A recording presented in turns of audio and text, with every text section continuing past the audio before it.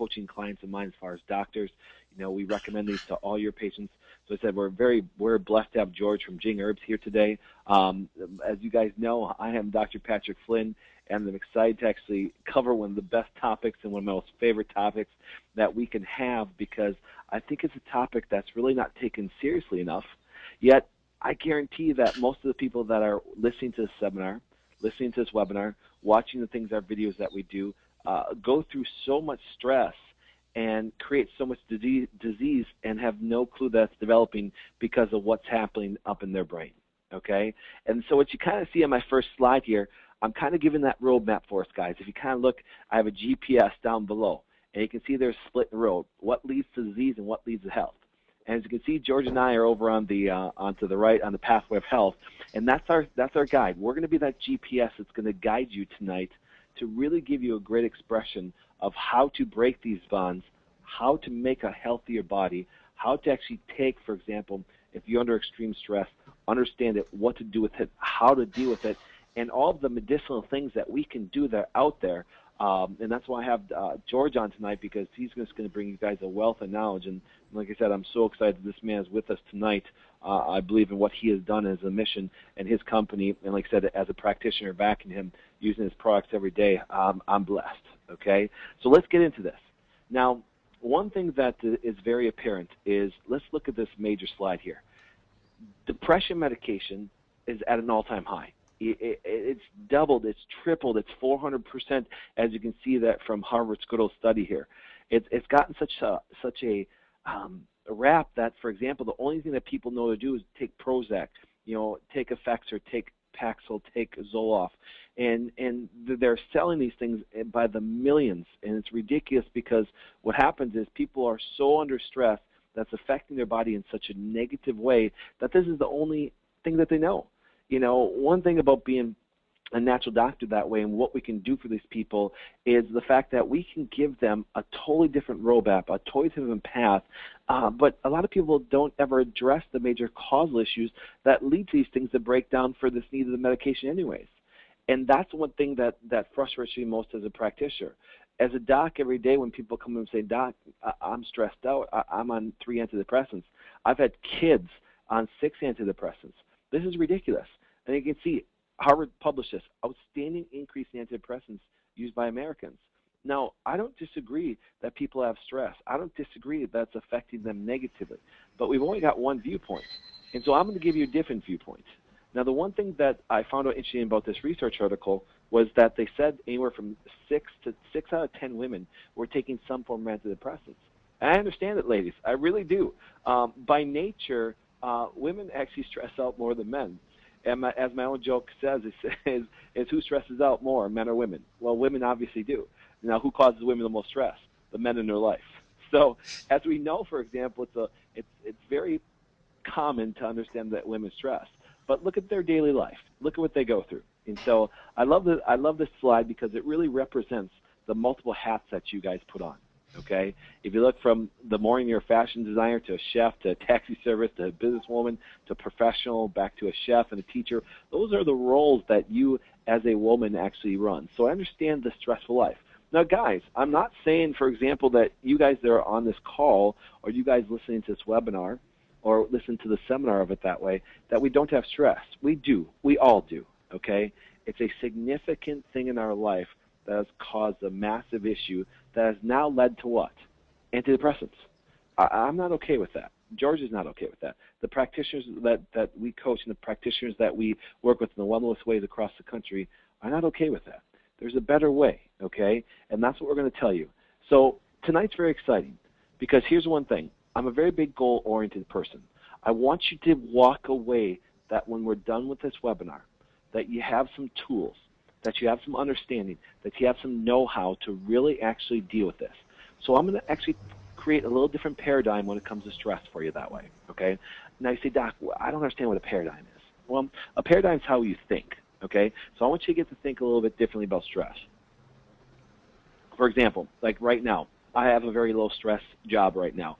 I'm sitting here in my shorts, in a T-shirt, at my desk office with a cup of organic decaf hazelnut coffee, sitting here chewing on some hemp hearts why we're going through this, because why? Because the idea is, for example, is I know what my body needs to stay out of that stressful situation, okay? And so I want to create that new paradigm for you to understand what can be done. Now, part two of our goals, I want you to understand the impact that stress has on your body. Now, ladies, I'm gonna really focus a little bit on you tonight, okay? Guys, listen, it impacts you very negatively. But I will tell you this, there's nothing that will cause a woman's life to go worse than stress. It will destroy their body. It will destroy them mentally. It will destroy them physically. It will destroy every part of their life. So guys, you guys listening to this, if you want to make your wife or make your significant other or make your mother or make your kids, make any female sick in any way, stress them out. It destroys their body. And here's the big key. Part number 3, what testing and natural remedies we can do to find out what we have and how to get rid of it, okay? That's a big thing, okay? We want to know what we can do. I'm going to cover some things. I'm going to cover those initial things up to that testing. Then I'm going to turn it over to George, and he's going to give you a very great perspective on what happens and some of the things that can be done that way from a natural remedy standpoint, from what Jing Herbs has to offer to what we as doctors offer to our patients once we have actually tested them properly.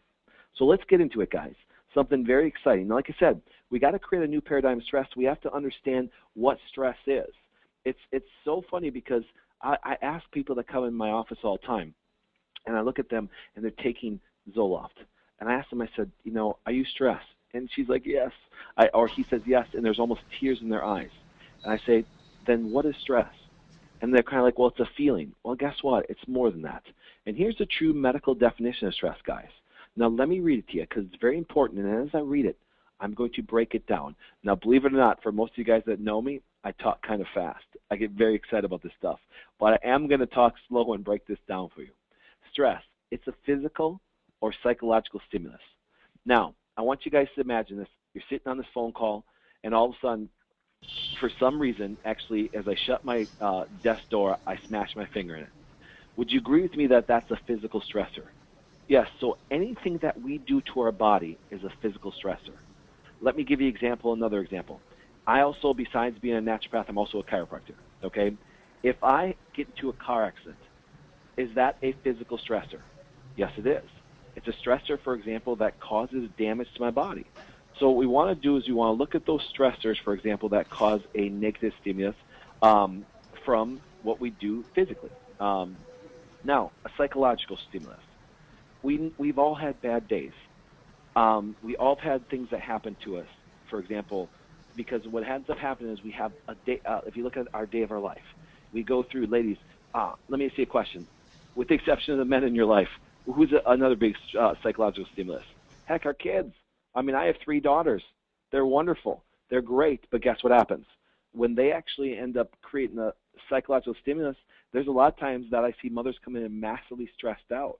So we can look at these physical stressors. We can look at these psychological stressors. But here's the big thing. That can produce mental or physiological reactions that may lead to the big key word right here, illness. Now let me read that in full. Stress is a physical or psychological stimulus that can produce mental or physiological reactions that may lead to illness. Guys, that's huge. Think about that. If we have stimuluses, physical, if we have stimuluses, a mental thought, guess what? It changes our body, and it changes in the way to where illness will develop. Now let's go on with our definition here. Technically speaking, stress is a disruption of homeostasis, aka balance, which may be triggered by alarming experiences, either real or imaginary. Now think about that. Either real, okay, meaning the fact that we know if we get in a car accident, we know, for example, that that's a stressor, it's a physical stressor. We know that, for example, God forbid that we have a spouse pass away. That's a mental stressor. But here's what happens. Look at the other part, or imaginary. Now, what do you mean imaginary? Hey, guys, imagine this. 80% of the stuff that you worry about, 80% never happens. So what I want you to think about is this. So if we have a stressor, either real or something we create, guess what? It can lead to illness in our body. Now, I love this last part. See this last part? Disruptions can be physical, they can be emotional, or they can be chemical. Now, if I take a medication, is that a chemical stressor? You bet your butt it is. Okay, so let me ask you a question. If I put a medication, it may change my physiology to create a reaction, but it's still a stressor. If I actually take, for example, blood pressure medication, it changes my physiology to dilate my blood vessels and bring my blood pressure down, but it also causes stress on other parts of our body. That's why, for example, our kidneys can go bad. That's why, for example, our liver can go bad, and we have other side effects that come about when we enter that chemical stressor. Let me ask you a question, guys. Can foods be a stressor? You bet. So if we look at all these things, physical, emotional, or chemical, there's so many stressors that we have around us that if we don't address, is going to lead to illness. And guess what? We can even have stressors that are imaginary. That means if you constantly worry, it's going to lead to illness. That's why I say, listen, guys, we always got to be thinking happy thoughts, because if we don't, we're going to lead this whole body to illness, and we don't want to do that. Now, I always love analogies, guys. You're going to find out tonight that I'm going to give you some tools to even discuss or actually give examples or for you to even understand. Sometimes I find out that when people go to doctors and they come into our offices, into the Wellness Way offices, and I know George has experienced this too, talking to thousands of people across the country, is when they're discussing things with docs, they don't speak to them in terms that they understand. They're always talking to them way over their head. Like I say, they're talking like a doctor and they have no clue what we're talking about. So I love analogies. I want you to get these perspectives so you can share and help somebody else. So we've all heard the old saying that, guess what? The straw that broke the camel's back. So if you look at our slide here, and you look at, I put a couple examples. If, number one, a child is born and he gets a vaccine, that's a stressor. But wait, Doc, he got it and had no reaction. No, but he added that stressor to his body. So internally there's reactions. Now, instead of getting that kid breast milk, you can see that diet, he gets good old soy formula. And what I mean by good old, I'm making fun of it, okay? That's another stressor. Now the kid gets an antibiotic, it's a more stressor. And see, what happens is it's not about having one stressor. Our body can deal with certain stress. We want to. Heck, we want to sometimes need stress to build our body. For example, when we come in contact with bugs or bacteria. But here's the sad part. If you look, all of a sudden, boom, we have so many stressors with no relief that way that guess what? There's enough straws that finally break the camel's back. And this is what we're seeing today in people. We're seeing today in people that there's so many stressors that are evident. There's so many stressors that people are dealing with. There's so many stressors that are unknown to them, okay? They don't understand that, guess what? That when they're brushing their teeth with fluoride, it's a stressor. And if I asked most of you guys on this call, or any of you guys listening to this later, say, how many times do you brush your teeth in a day? And you're like, twice. Well, guess what? 730 times per year are you adding or removing stress to your body. See, it's never thought about that way. It's never thought about what are we doing on a daily basis to kind of break our camel's back, okay? We have to make sure that, guess what? We're evaluating our body on a daily basis to make sure that we're not putting too much stress on it, okay? Now, one of my favorite principles, and I want you guys to really grasp this, because now I'm going to get into how the body works. You say, Doc, you defined it. You said there's a physiological reaction. Physiology is just, guys, how the body functions, how it works, okay? Well, I want you to get the concept of your body kind of like a Swiss watch. I call it my Swiss watch principle. I want you guys to picture all those gears of that Swiss watch. If one of those gears stop working, guess what happens? It's going to affect all of the watch. It's going to affect the second hand, the minute hand, the hour. It could actually go too fast. It could go too slow. But everybody would agree with me that even if the smallest, slowest gear stops working, it's going to affect the function of that watch. Now, when we look at the watch itself, looking at one gear makes no sense. Why does it make no sense? Because if it spins, as you can see right now, it makes no sense because there's no connections with the other gears, so therefore it doesn't affect anything else. But that's not how the body works. So we understand that a lot of stress can happen mentally, okay? As, for example, I said, if we worry too much, and that's why I have the nervous system up there.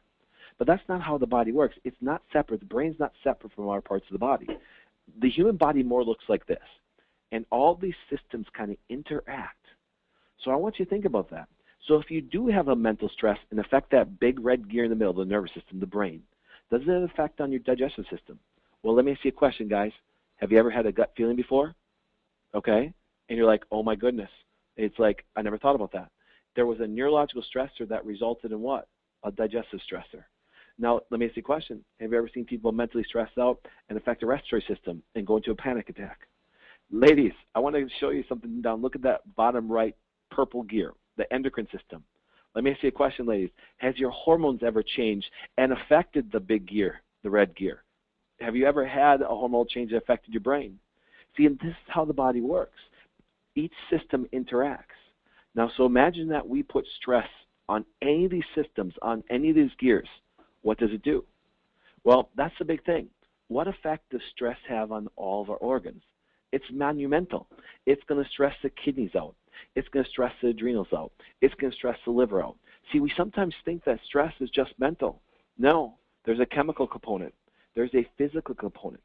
And so what we want to do is this, is we want to address all those stressors that now start to do what? Playing that change of the Swiss watch, okay? Playing that physiological change on what is going to cause our body to do what? Overload and react that leads to illness. See, as a doc, I preach this every day in our wellness ways, and all our doctors and all the doctors I coach that are even on this office or even on this phone call will say this, is I preach habits more than anything. Well, doc, wait. Do we want to take our medicinal things? Yes, we do. They're very important. But every day, for example, if you're eating McDonald's, now I use that example because guess what? People say, well, that's a rare example. No, it's not. There's people that go through the McDonald's drive-thru every day. Okay, there's patients of mine, for example, that when they first started, they went to McDonald's every day. They went to Burger King. They ate out. They didn't even put anything organically in their body. And those stressors now daily, for example, have to be evaluated. And if all we do is tell them, here, take this or do this, if we do not lead them and create better habits, they have those consistent stressors on them. And we have to help them remove that. That's what doctoring is really about, guys. Okay? So I'm going to always preach to you guys, hey, listen, doctoring is really about creating a habitual pattern. Okay? Eating bad's a habit. Eating good's a habit. Getting a vaccine's a habit. Not getting one's a habit. So what you can choose is the habitual patterns that line up to reduce the stressors or add stressors. You know, one of the definitions in stress is a what? A disruption of balance or homeostasis. If I eat something that bad, does it bring my body closer to homeostasis or does it pull it away? If I eat something good, does it keep me in homeostasis? What you're going to find out is yes. When I eat something bad, does it bring it out of it? Yes. So those are how we have to evaluate things and how stress affects us. Now, as we talked about that mental aspect, I want to create a new paradigm of psychology. Because why?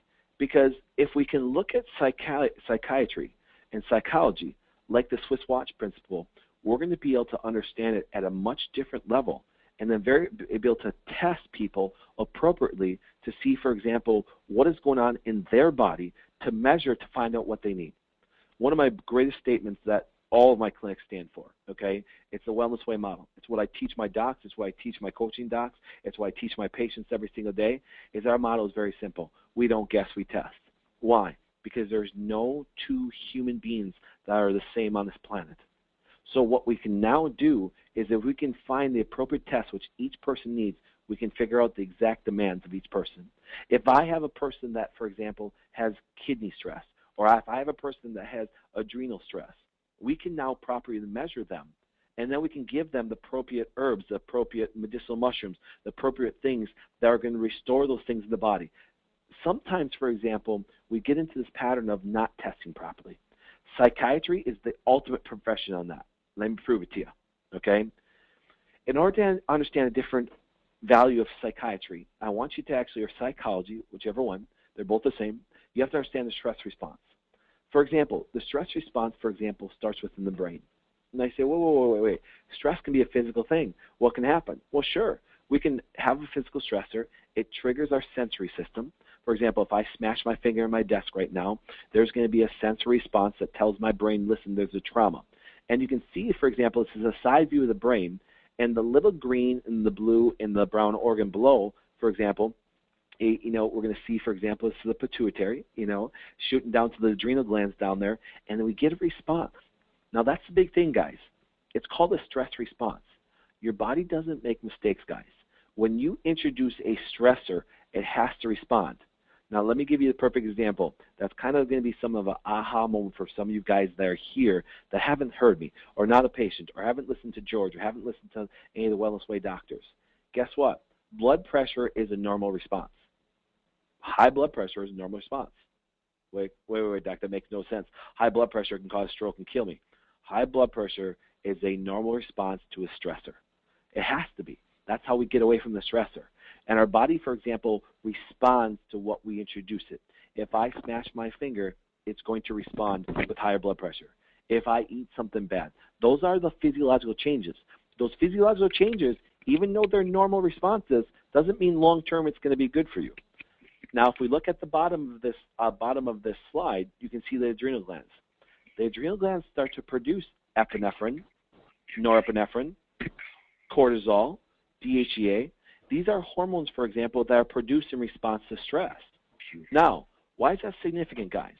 It's very significant because there is, for example, epinephrine, norepinephrine, cortisol, DHEA are all measurable.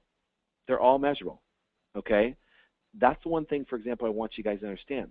They're all measurable because in psychiatry and psychology and anything dealing psychologically with stressors that way, nobody measures them. They don't. I guarantee right now, if there's somebody out there listening to this call right now that's on some form of psychiatric medication, I guarantee you've never had your stress hormones measured by an MD. I guarantee. Because why? They don't do it. How do I know? I deal with it every day. Now, let me show you something. Let's look at what happens to the anatomy of stress. The nervous system, like I said, it detects the stressor. So that big red gear detects that there's a stressor. Now it activates other gears to respond. That's why you see sympathetic nervous system. It's like the gas. It gets fight or flight. You get an increased heart rate, increased blood pressure, increased sugar, increased cholesterol. All those things are responsive to stressors that way. Now, you can see the parasympathetic nervous system. It's going to try to slow it down a little bit so it doesn't get too high, but we got to get away from the stressor so it's going to do what it needs to do. Now, there, as you can see in that first picture, the nervous system releases the hormones. These hormones, by definition, are called catecholamines. That's for the doctors listening to you, okay? Epinephrine, norepinephrine, guess what? Those are what? Those are hormones. Guys, that's adrenaline, noradrenaline. That's why, for example, when you actually get stressed out, you feel that adrenaline rush. But here's the key, guys. What's the last 4 words you can see on the bottom in red? From the adrenal glands. Wait. Well, the one thing about those hormones, they're produced by the adrenal glands, which are not in the brain, but they have a major effect on our body and our brain. Now think about that. Those hormones, number one, are produced in response to stress and then go back and have a significant effect on the brain. Now guess what, guys? Not all neurotransmitters are produced in the brain. If you can grasp onto that, guys, you can understand stressors. When you trigger your body, there's always going to be a response that the brain is going to come in contact with that creates a whole physiological, like the definition set of stress, a whole physiological response that leads to imbalances, that leads to non-homeostatic balance that way. But not all neurotransmitters are made in the brain. Epinephrine, norepinephrine, guess what? They're neurotransmitters. They're not made in the brain, okay? As you saw, they're made in the adrenal glands. Now, don't get me wrong. Some of it is made in the brain, but the majority of them is not. DHEA, for example, one of the most abundant hormones we have. It's made in the brain. It's made in the adrenal gland. Apologize for that. It's made in the adrenal glands.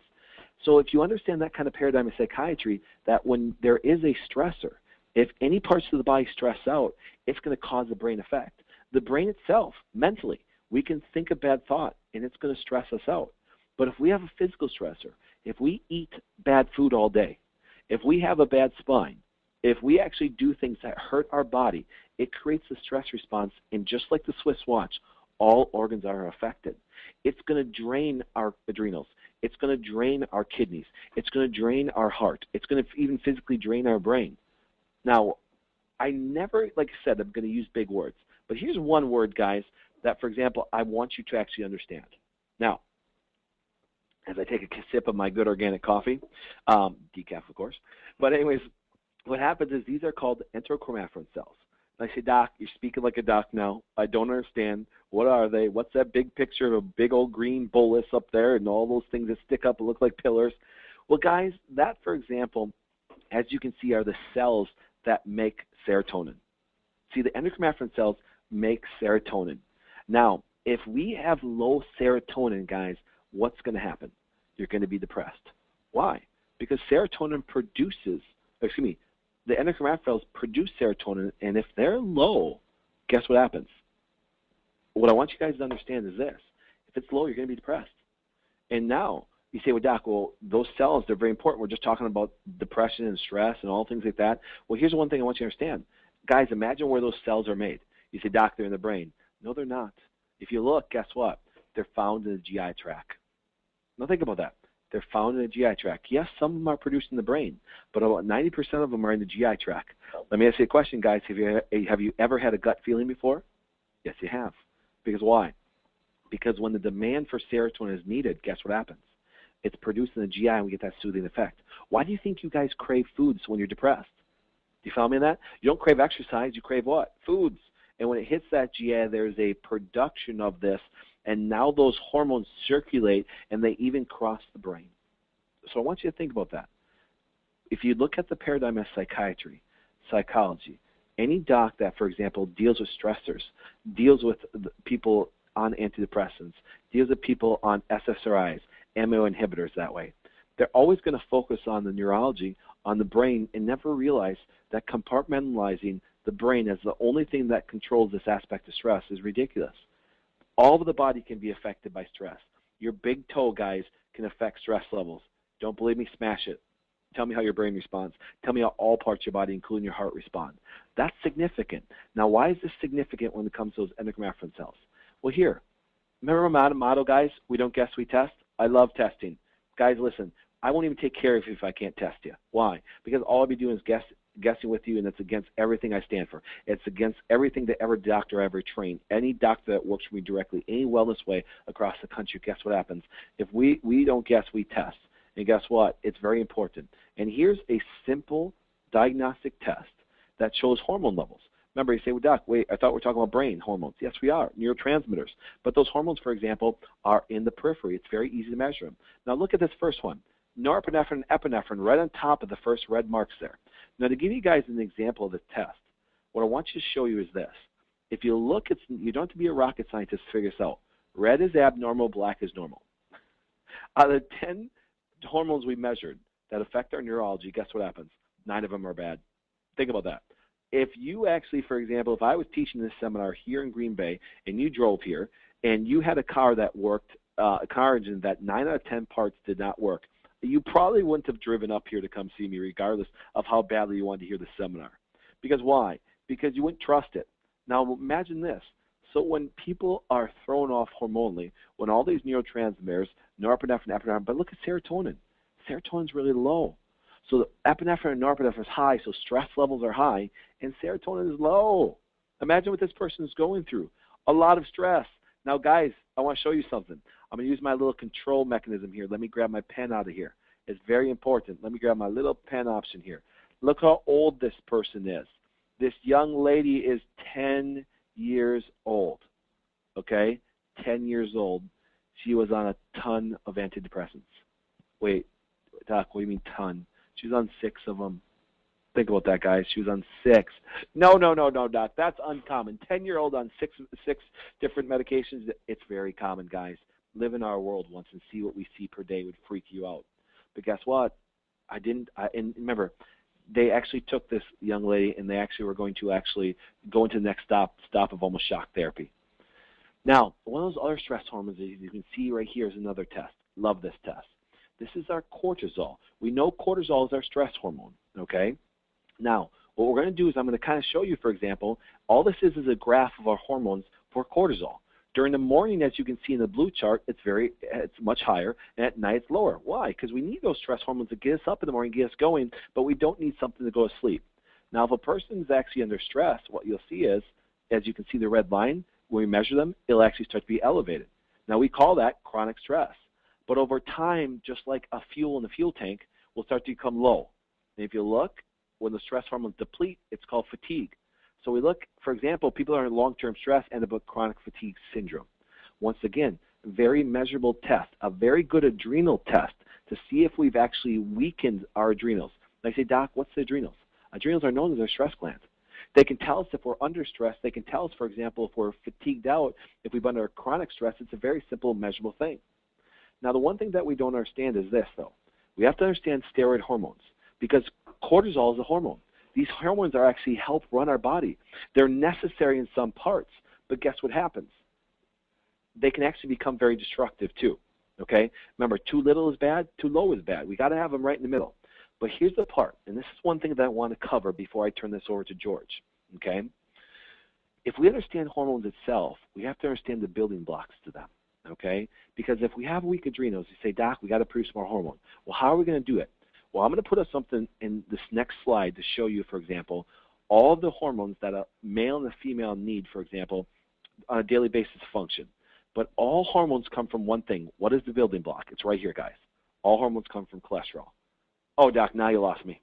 Now you lost me. No, my doctor said my cholesterol is too high and I need to lower it. Guess what? I'm going to be very direct. Lower that cholesterol. You can't produce all of these male and female hormones. You can't produce progesterone. You can't produce pregnenolone. You can't produce DHA. You can't produce estrogen and testosterone. Guys, do you want to know something? The reason why Bob is on TV with a big smile and they're talking about male enhancement drugs all day long is because they're giving massive amounts, copious amounts, 30 years of cholesterol-lowering drugs, statin drugs, that have lower cholesterol, lower testosterone, and now a guy can't get an erection. I've never seen an impotence case that wasn't taking a statin drug. All hormones come from cholesterol, guys, and this is the normal hormone pathway, okay? And I say, Doc, we're talking about stress. Why do we get into the steroid hormones? Because on the flip side, guys, even guess what? Our stress hormone, cortisol, is produced from cholesterol. But let's follow this down. Well, let's watch the pen. It goes from cholesterol to pregnenolone over to progesterone, and guess what? A cortisol. Guys, guess what? Cortisol comes from progesterone. Ladies, think about this. You can actually deplete your progesterone levels if you're under too much stress. Ladies, if you eat a food you're allergic to and causes inflammation and stress, you will reduce progesterone levels. Here, let me show you something. This is how the Swiss watch works the way we teach it.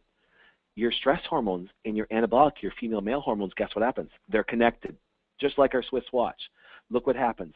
You need progesterone to help build the body, ladies. But guess what happens? If you're under a lot of stress, it will deplete your progesterone. Now, guys, we have progesterone. We just have so significantly less than a woman. Ladies, you've been through this. You know women that have stressed out so much they delayed or skipped their period because it's a, listen, I got to survive the stressor. See, that's one thing, guys. Stress is a physical.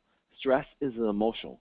Stress is a chemical thing that affects our body, but it can cause such a physiological reaction that illness develops, female hormone balance. Heck, my whole month of August is a female hormone month. Because why? Because so many women are suffering some massive hormone issues because of stress. Because of stress. That's significant. I really want you guys to grasp that concept. Now, cholesterol itself, guys, don't fear of it. As I put in the notes here, if you look, cholesterol is essential. You need it now. If you look down here, you need it for all these things to produce cells and cell membranes of all cells. You also need it for down here, bile acids, steroid hormones, to get several fat-soluble vitamins. Cholesterol is essential. It's a principal steroid synthesized by all animals. We've been lied to, guys. This is essential. It's not. It's good for you. See, the one thing is this. When cholesterol levels go up, no doctor asks why. They're trying to force it into a normal level instead of figuring out why. Now, big key, because knowing this, I want you to understand the adrenal glands. As you saw, the adrenal glands produce cortisol. They also produce about 35% of the female hormones, premenstrual and almost 50% postmenopausal. That's why, guys, and this is why I'm going to be so excited to turn this over to George. If you weaken your adrenals, ladies, and go into menopause, and you have weak adrenals and weak kidneys, guess what happens? You're setting yourself up for a lot of bad female hormone problems postmenopausal. But ladies, guess what? If you're premenopausal, if your kidneys and adrenals are weak, guess what happens? You're setting yourself up for some bad hormonal problems. Now look at this, guys, the second paragraph. Furthermore, without the proper function of adrenal glands, pregnancy cannot occur. Stress can even make you actually not have a good pregnancy and not even get pregnant. In the third part, the major control mechanism of the thyroid. Now think about that. The adrenal glands are a major connection to our thyroid.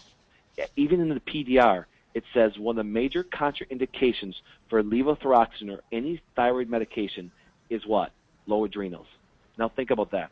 If right now you're on this call and you're taking a thyroid medication, if your doctor did not measure your cortisol levels, he should have never gave you that medication. Who says so? Dr. Flynn? Nope. The PDR, the physician desk reference. It's a contraindication. Now, one thing that I'm very excited about is this man right here. He's going to go into something in such great detail, understanding the essence of everything that we do. And look at, right away, kidney, adrenals, endocrine. So I'm going to turn this over to George, and George is going to go through just a wonderful representation of all these things. So, George, are you there? Yes, I'm here, Patrick. Okay, so I'm going to let him take over that way. And then if we have any technical difficulties, guys, please hang in there with us. We got a great, I want you guys to hear this wonderful information that George has for us that way. He's going to go through it. If we have to accidentally have him call back in or something goes on, because sometimes electronics, for example, we can't control. So I'm going to turn this over to this wonderful man that's going to give us a great idea of what's going on that way. And then, for example, then I'll wrap up at the end. So, George, it's all yours. I'm so excited to listen to you tonight. Oh, Patrick, it's great to be here with you. I hope you're not getting too much of an echo. Okay, so what I'm going to do is I'm going to explain the same thing that you were talking about with the stress response, but it's going to be in sort of a different construct. And we use three treasures. We use Jing, Qi, and Shen. Now, if you think of the body as basically an energy system, right?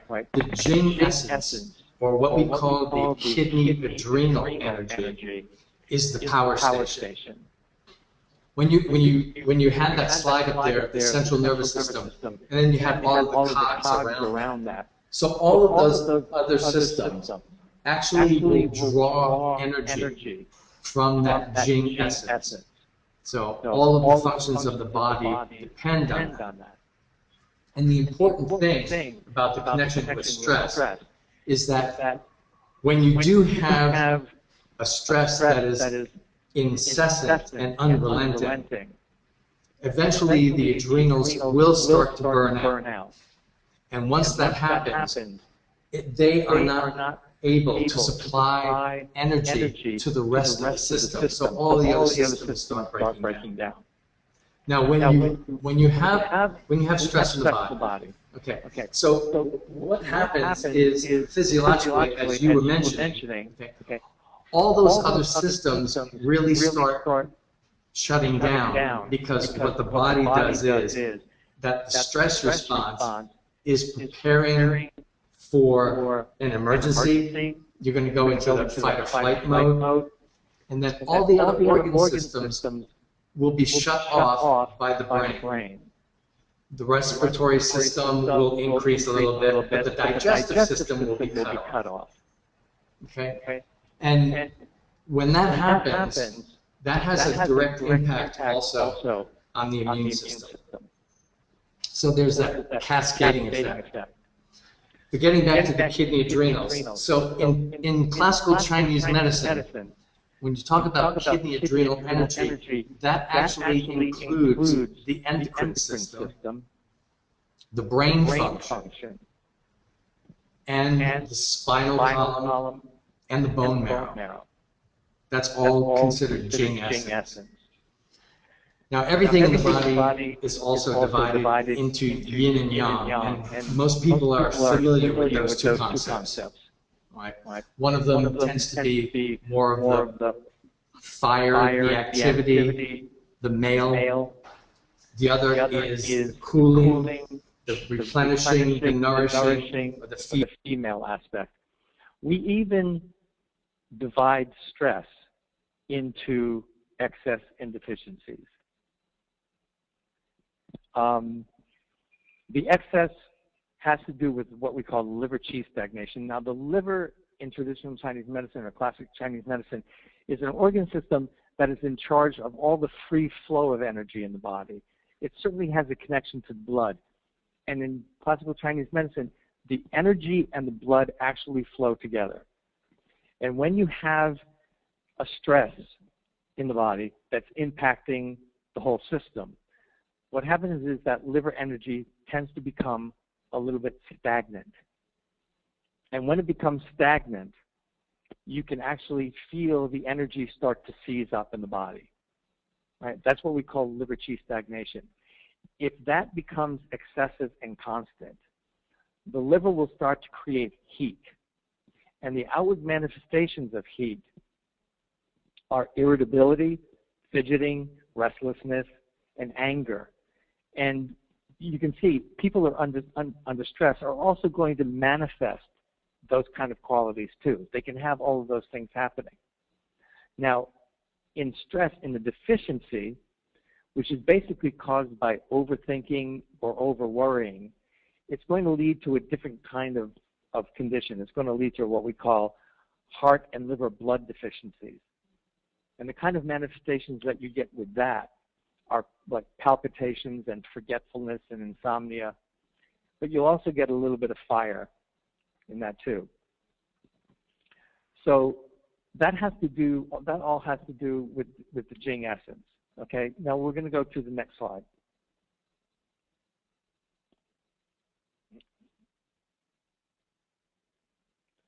Okay, so there are specific herbs that are tonifying or restorative to the kidney adrenal energy.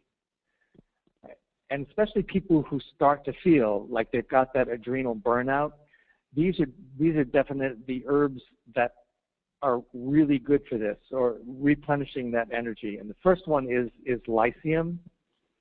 And most people know this herb as goji, goji berries. The meridians that this herb enters are the liver, the lung, and the kidney. So anytime you have an herb that enters the kidney, then you're talking about the kidney adrenals again. Right? This also nourishes liver blood, so it will have a connection to what we call that liver qi stagnation that I was talking about. Okay.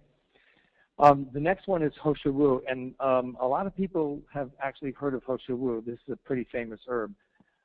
Again, this is a kidney yin tonic, so lycium is a kidney yin tonic, hoshiwu is a kidney yin tonic, and ramania. Those first three, those are tonifying the kidney yin. Again, they nourish the blood and the yin, and they preserve the essence. So that's all about keeping that kidney adrenal energy strong, so it can basically fire the whole system. Right? Then the next three, the eucomia, the morinda, and the deer antler, those are kidney yang tonics, right? And this is more about the fire and the function of all of the organ systems. When you're talking about the yin tonics, the first three, okay, you're talking about the actual physical structures of the organ systems. So those herbs actually nourish that. They nourish the actual structures. The eucomia, the morinda, and the deer antler, they would actually nourish, okay, the function of the organ systems. That's how the yin and yang is divided with those herbs. Now, eucomia is also incredibly good if you've got athletes in your practice. Okay, eucomia is an amazing herb for the bones, especially maintaining a strong skeletal system. It's totally amazing for that. So it nourishes the sinews and the bones. And again, it tonifies the liver and the kidneys. Morinda is another one that's very similar and probably just a little bit more gentle than eucomia. It's a little bit less yang. And then deer antler is by far the most amazing herb on that list, because deer antler also has a regenerative aspect to it, a regenerative power. It has IGF, which is one of the insulin-like growth factors. It's got amino acids. It has prostaglandins. It's got ectosaponins. So it's all about regeneration. It is a kidney yang tonic, again. So you'd have to be a little bit careful with it because it is really powerful, but an amazing herb for tonifying kidney adrenals. Also, great anti-inflammatory too. Okay. So next. All right. So now we talk about qi, which is the second treasure. Again, this includes the digestive and the respiratory function. Now, in classical Chinese medicine, the food that you eat and the air that you breathe, the combination of those two energies is going to create the qi that your body uses on a day-to-day basis. It also has to do with the immune function, what we call wei qi, and the functioning of all the organ systems and the energy flow in the body, right? Now, in our society, if you have, a perfect diet, if you get all the rest that you need in the world and you don't have any stress in your life, you're probably going to be able to create a sufficient amount of qi so that your body can run on a day-to-day basis without you becoming fatigued.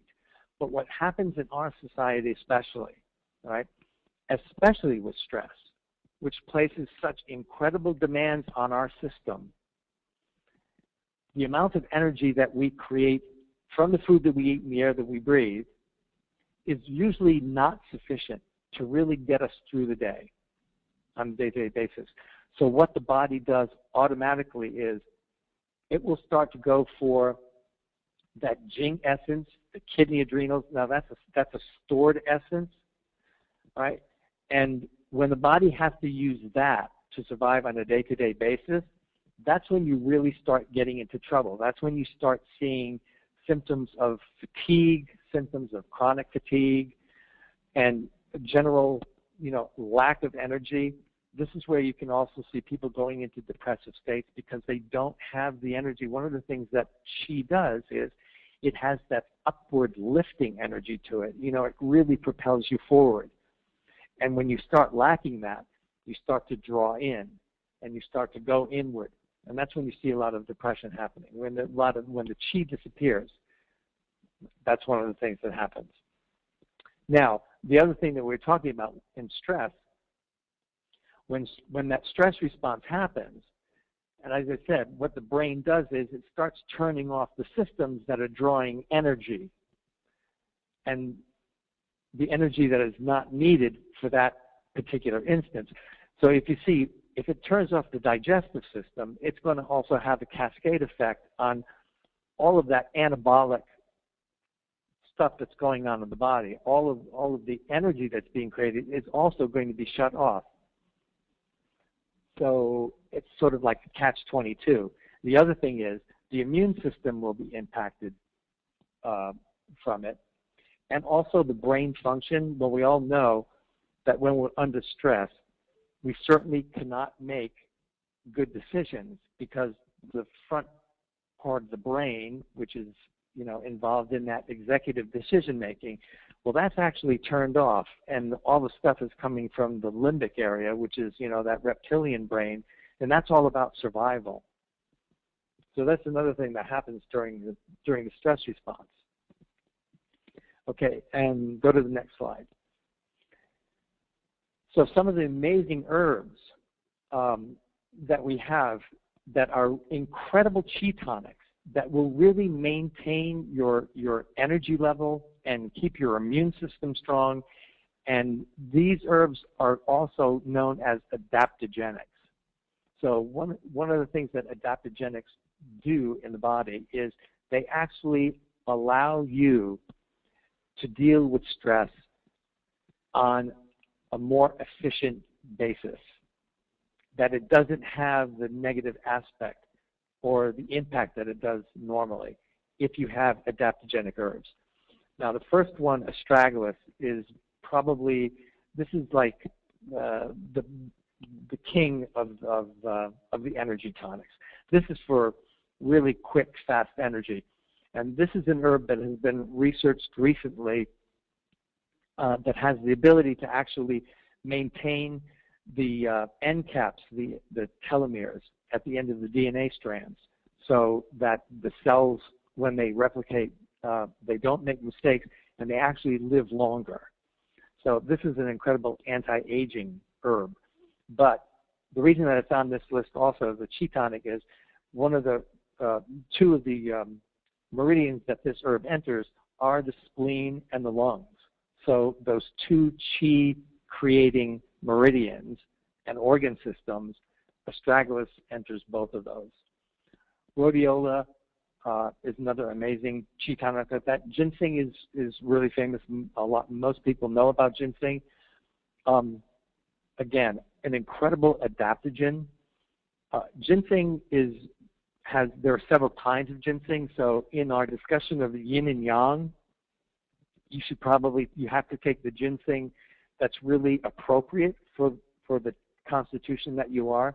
American ginseng is much better for people who have more of a yin constitution, who tend to be more timid or shy and don't have that fiery, outgoing personality.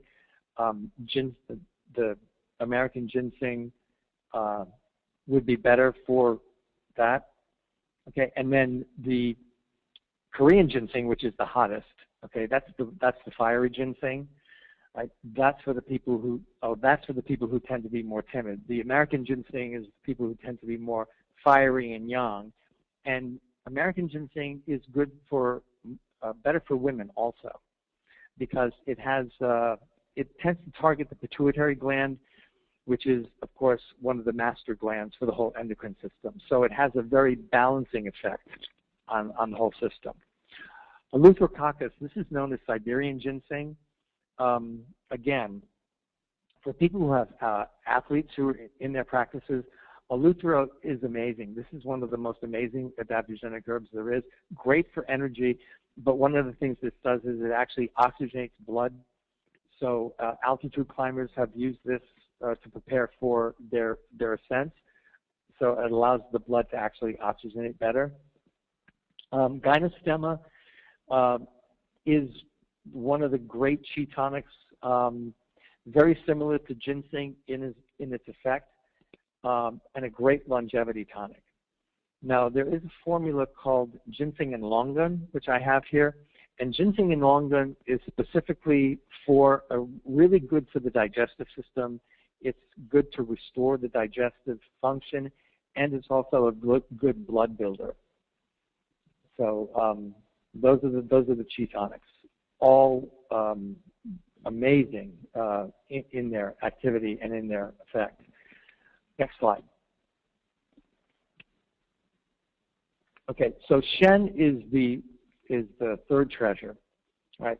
This has to do with the emotional well-being, mental wellness. Now, psychologically induced stress is a Shen disturbance. When Patrick was talking about stress being either physical or mental or psychological, there was a time when most of the stress in our society or, in our history, going back, where we really did have physical stressors that we had to be aware of, where, during the hunter-gatherer stages when you could be eaten by a tiger or a bear in the woods, we tend not to have those kind of stressors any longer in our lives. Now we fear more, the bulls and the bears in the stock market than anything else. But those stressors have become more internalized. One of the things that happens to us a lot in dealing with stress is that we give a lot of energy to conditions that we actually do not have any control over. And this is one of the things that actually creates stress in the body, is when you have a perception that you don't have control over a situation. That's exactly the time when you should make the decision not to actually invest any energy in that, because you don't have any control over it, and sort of let it go and sort of concentrate on the things that you really do have control over. Because your perception will basically determine how much stress response there is. And if you're constantly worrying about things that you don't have control over, and if you're constantly worrying, period, okay, that stress response will just not turn off. And it becomes like an automatic, an automatic loop. And it keeps on repeating and repeating and repeating. And that's when you really get into trouble as far as the adrenals go, is that your body, again, is constantly drawing all of this energy to support that stress response that you're having, and you're not ever giving it a break. I mean, some people are, they're stressed 18 hours out of the day. And you just can't sustain that. That's when, the body just starts breaking down. When I talk about the Jing, Qi, and the Shen, they're almost like different states of energy also.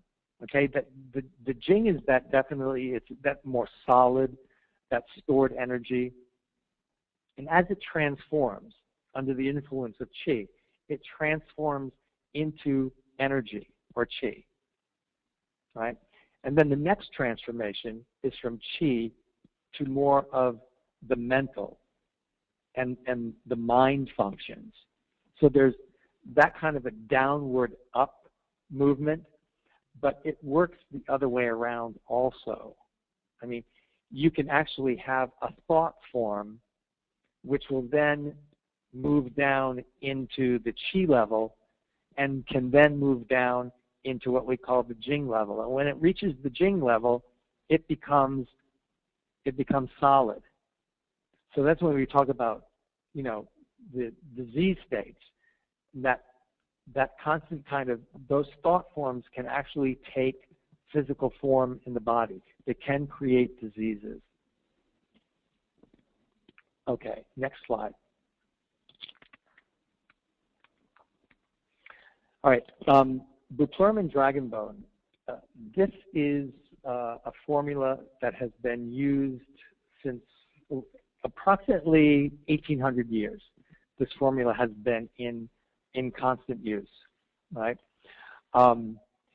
It's an anti-stress, anti-anxiety. It actually helps with sleep.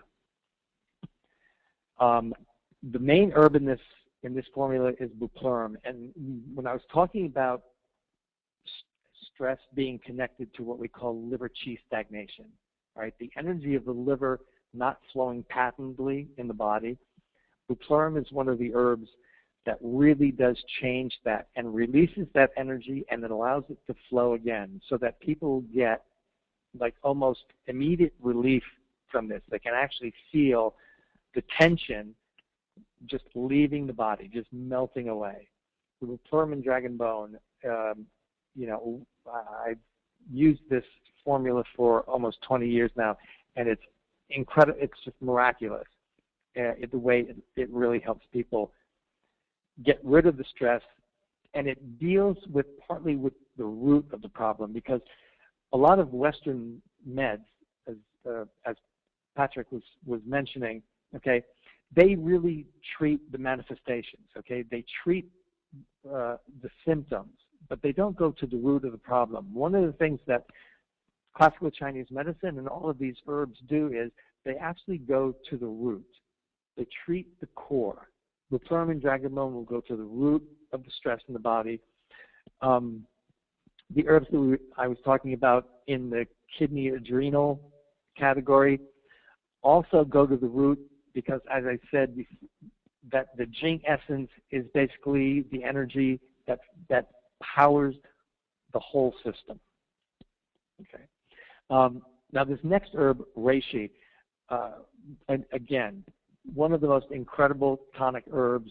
Reishi has a lot of amazing qualities to it, but what it does is it calms the heart. It's also great for the liver and the cardiovascular system. It's amazing, and it's an immune system tonic. But the reason why we use it so much is because of its Shen calming qualities. It's a little bit different than the energy of the buplurm and dragon bone, where the buplurm and dragon bone tends to be a little bit more sedating and like really calming. Reishi has the ability to calm you and center you, but at the same time, it raises the spirit. So it really makes you feel good too. Right. Ginseng we've already spoken about. Again, pearl. Now, pearl is another amazing Shen tonic, and the reason that is because it's one of the minerals, so it has that very grounding energy to it. It's in a lot of the formulas in traditional Chinese medicine because of that. it also has a very cooling nature. A lot of the times, people who have a lot of stress and a lot of cortisol also have a lot of inflammation in the body, right? And pearl is one of the herbs that will actually cool and calm down that inflammation.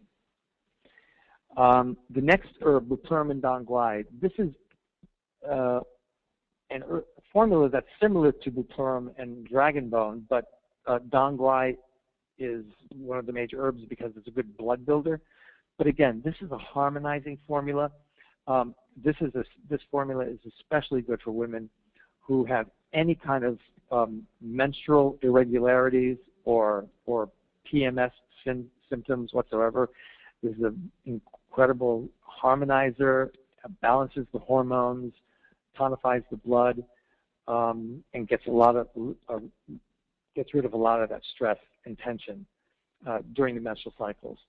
So again, classically, it's been used literally thousands of years.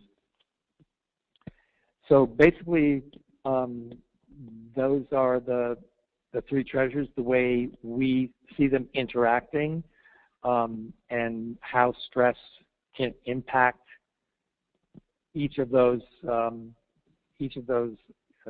treasures. All right. Well, thank you, George, so much for that great information there that way. The great thing is see our next slide, you can see why, for example, we use Jing herbs so much as doctors. It's kind of funny because for some of you guys that know me on here, by far, you guys know that I am a medicinal mushroom, let's say, fanatic. It's one of my most favorite things on the planet. And something that I will take every day the rest of my life is reishi. As he kind of gave you some amazing information about reishi, it's by far number one my favorite medicinal herb on the planet. There's nothing that I would take if I had to take one thing and I was not allowed to take anything else for my life. That's definitely it. Also, too, one of my other favorite things I use. I'll tell you really simple that, for example, as a practitioner, that doesn't have anything wrong. Okay, my blood work, all my testing is fantastic, but as far as keeping all those treasures sacred, as we kind of say, is astragalus, chaga, reishi, ginseng. All these major things are things that I like to see myself on. Now, the one thing that's kind of funny, I had a great conversation with a patient yesterday, and I freaked her out when I gave her a deer antler. I think George's deer antler, bar none, is one of the most incredible products. It's a thing that I give the patients consistently. The amount of, I just taught at Jenny McCarthy's seminar, the Autism One seminar, down in Chicago, and I taught on super herbs, and actually I taught on deer antler. I taught on reishi and chaga. I taught on all the great tonics. I taught on ant. I taught on all those things that, for example, are not taught out there in the doctor world. George, for example, travels all over the world. When I saw him in California, and we're sitting, he's like, yeah, I just got back from China, look at some of the best medicinal mushrooms, herbs, and the great thing is they've been around and used for thousands of years. So I encourage you, for example, to contact a doctor that uses Jing herbs. They're very great practitioners that can actually do the wonderful things for you, prescribe what you need that way, and really figure out and hone in what you need. That's the great essence of it. So, for example, I said, when you see us here, you said he's the founder of Jing Herbs. I'm the founder of Wellness Way Clinics. We've come together on a seminar tonight that I believe that is life-changing. I believe, for example, that what we have to offer with our medicinal qualities as far as our herbs, our education as far as being a doctor, coming together that's how you impact the world, guys. The stress damages and destroys women. Stress damages and destroys children and adults and men. And the sad part is this. The only thing that you can see out there, 6 out of 10 women are taking some form of antidepressants. I'm not okay with that. George is not okay with that. We've dedicated our lives. I guarantee that George is going to be speaking on and putting the best quality herbs out there till the day he dies. It's a passion for him, it's a love for him. That's why I've teamed up with him. That's why, for example, he's in all the Wellness Way clinics. His products, for example, will be prescribed to patients every single day as long as I still am practicing that way. They're absolutely amazing that way. For example, this is us, guys. You know, as you can see, we're the Wellness Way. As you can see, we don't guess, we test. We'd love to actually see, for example, all the things that we can test people to find out what their needs are. You'd be surprised, for example, how the three treasures, as George was explaining, need to be preserved and taken care of for example, because we can see people every day, guys. Look at their energy levels. Look at how they're carrying themselves every day. It's suffering out there. Guys, listen, it's so important for us to take care and then share this information. We can actually, this is going to be up on the Wellness Way website. It's going to be great. You can repeat this. All of you guys, for example, are also going to get a copy of this. It should be by tomorrow or the latest on Saturday. As far as it will be sent out, you'll get a copy of it. Share it with other people that way. Like I said, it'll be up on our Wellness Way website, so we'll give it to George so we can plant it on his that way.